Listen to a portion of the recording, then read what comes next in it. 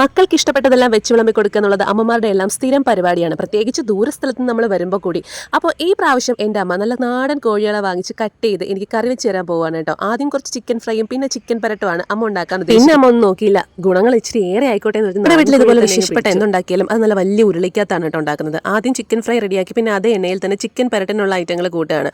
അമ്മ കുറച്ച് ഗൗരവത്തോടെയാണ് കുക്ക് ചെയ്യുന്നത്. നാട്ടിൽ വന്നാൽ പിന്നെ ഞാൻ മൊബൈലും കൊണ്ട് അമ്മയുടെ പുറകെ ആയിരിക്കും. ഇഷ്ടംപോലെ സാധനങ്ങൾ അമ്മ എനിക്ക് ഉണ്ടാക്കി തരും.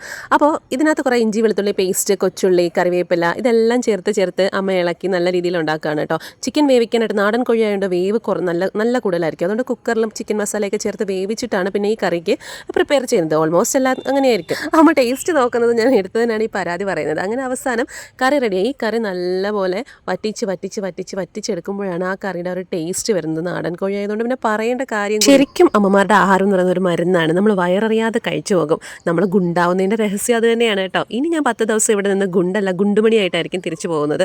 അപ്പോൾ നല്ല ആസ്വദിച്ച് ഫുഡൊക്കെ കഴിച്ചു. അപ്പോൾ വീഡിയോ ഇഷ്ടപ്പെട്ട ലൈക്ക് ചെയ്യുക, സബ്സ്ക്രൈബ് ചെയ്യുക. ടാറ്റാ.